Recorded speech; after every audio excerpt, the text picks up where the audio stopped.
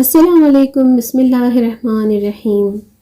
ایک ادارے کے ڈائریکٹر اپنے ماتحت کا قصہ سناتے ہوئے بتاتے ہیں کہ جاوید، جو میری ٹیم کا سب سے قابل رشک اور خوش شکل، خوش اخلاق، ہر خوبی کا مالک انسان تھا، حال ہی میں وہ افغانستان میں اپنا مقصد حاصل کر کے 3 ماہ بعد لوٹا تھا، اور یہ اس کی خوش قسمتی تھی کہ وہ زندہ لوٹ کر آ گیا، ورنہ 90% چانسز فرائض منصبی انجام دیتے ہوئے اس کے شہید ہونے کے تھے۔ ادارے کی پالیسی کے مطابق اس کی تدفین وغیرہ کے لیے مخصوص چیزیں تک تیار کروا کر رکھی جا چکی تھیں، مگر شاید تقدیر کو کچھ اور ہی منظور تھا، لہٰذا وہ کامیاب ہو کر واپس آیا اور گھر چلا گیا۔ اچانک اس کا استعفیٰ موصول ہوا مجھے تو بہت حیرت ہوئی۔ میں نے اس سے رابطہ کیا، اس کو سمجھایا، مگر وہ اپنی بات پر قائم رہا، یہاں تک کہ میں اس کا استعفیٰ منظور کرنے کے لیے راضی ہو گیا، مگر بدلے میں استعفیٰ دینے کی وجہ بتانے کی شرط رکھی۔ جاوید نے ایک شام مجھے اپنے گھر چائے پر بلایا اور اس نے بتایا کہ اس نے اپنی بیوی کو طلاق دے دی ہے، لہٰذا وہ ڈیوٹی سر انجام نہیں دے سکتا، کیونکہ گھر پر اس کی بوڑھی ماں موجود ہے اور وہ بوڑھی ماں کو اکیلا گھر پر نہیں چھوڑ سکتا۔ میں نے معذرت کے ساتھ اس سے طلاق دینے کی وجہ پوچھی تو اس نے بتایا، جب میں چھوٹے موٹے مشن یا نارمل ڈیوٹی پر ہوتا تھا تو ہفتے 10 دن بعد گھر چکر میرا لگتا رہتا تھا۔ شادی کے بعد میں نے محسوس کیا کہ میری والدہ مسلسل کم گو ہوتی جا رہی ہیں اور ان کے چہرے پر عجیب سا خوف بھی رہتا ہے، کوئی کام بھی اچھے سے نہیں کر پاتی، اور 1-2 بار میری والدہ نے مجھ سے یہ شکایت بھی کی ہے کہ تمہاری بیوی مجھے مارتی ہے۔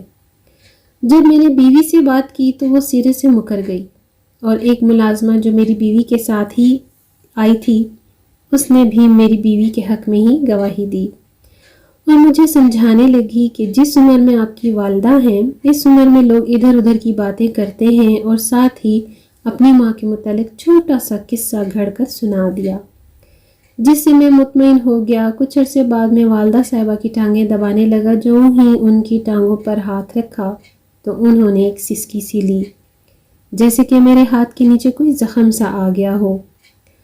تو میں نے ایک دم سے والدہ کی ٹانگ سے کپڑا ہٹا کر دیکھا تو وہاں پر واقعی میں کٹ لگا ہوا تھا۔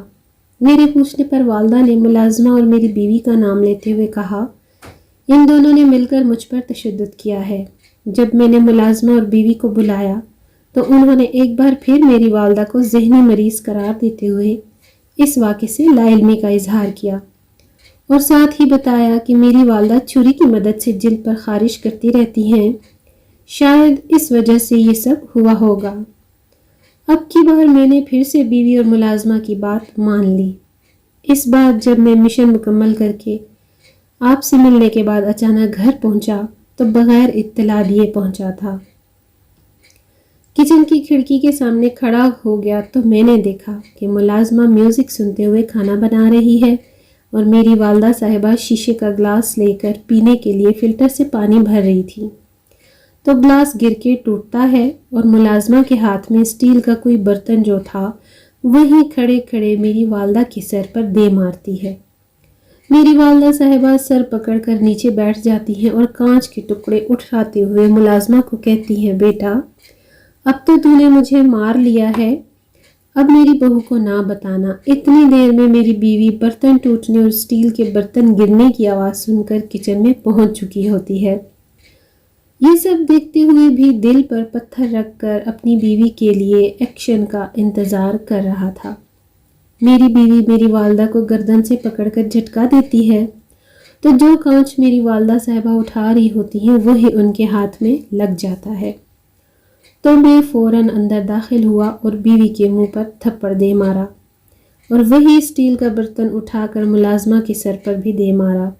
وہیں کھڑے کھڑے بیوی کو میں نے طلاق دے دی تھی۔ میری بیوی ایک اچھے خاصے مضبوط سیاسی گھرانے سے تعلق رکھتی تھی، اس سے یہ امید تو نہ تھی۔ میں والدہ کو اٹھا کر گاڑی میں ڈالتا ہوں اور ہسپتال لے جاتا ہوں، اور اپنی سابقہ بیوی کو کہہ جاتا ہوں کہ میرے گھر واپسی تک تم جو چاہو اس گھر سے لے جا سکتی ہو۔ جب میں صبح اپنی والدہ صاحبہ کو گاڑی میں گھما پھرا کر واپس آیا تو صبح فجر کا وقت ہو چکا تھا، میری بیگم جا چکی ہوتی ہے اور گھر لاک کرتا ہوں، نماز پڑھ کر سوتا ہوں۔ جب اٹھتا ہوں تو میری سابقہ بیگم کے گھر والے سینکڑوں کالز کر چکے ہوتے ہیں۔ پھر میں ان کی بیٹی کے کارنامے بتاتا ہوں۔ عام طور پر عام پاکستانی لوگوں کی طرح ہی وہ بھی اپنی بیٹی کو بھولی بھالی معصوم اور بے قصور سمجھتے ہوئے سارا الزام مجھ پر ہی لگاتے ہیں کہ میں نے اپنی ملازمہ جو کہ میری بیوی کے ساتھ اس کے میکے سے آئی تھی اس کی عزت لوٹنے کی کوشش کی ہے۔ بیگم نے مجھے رنگے ہاتھوں پکڑ لیا اور وہ لوگ پولیس کیس بنانا چاہ رہے ہیں۔ خیر، پولیس کیس بنے یا نہ بنے، میں تو اپنی والدہ کو اکیلا نہیں چھوڑ سکتا اور نہ ہی میں کسی دوسرے انسان پر بھروسہ کر سکتا ہوں۔ اس لیے میں معافی چاہتا ہوں، آپ میرا استعفیٰ قبول کر لیں۔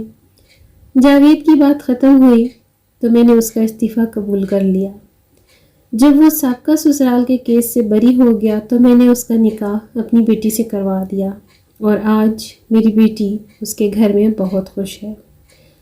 اس کہانی کا حاصل مقصد یہ ہے، تمام رشتوں اور کاروباری زندگی کو جہاں تک ہو سکے ہر شعبے میں میانہ روی سے چلیں تاکہ کسی بھی جگہ پر آپ کو زیادہ پریشانی کا سامنا نہ کرنا پڑے۔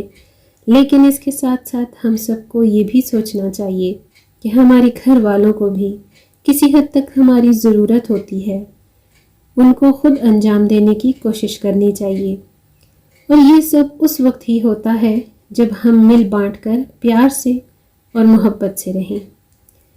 گھر بستے ہیں قسمت سے، ہر لڑکی اور لڑکے کی شادی بھی ہو جاتی ہے، لیکن گھر آباد ہوتا صرف اور صرف صبر اور برداشت سے ہے۔ ویڈیو اچھی لگے تو لائک اور شیئر کرنا نہ بھولیے گا۔ اگلی ویڈیو تک اللہ حافظ۔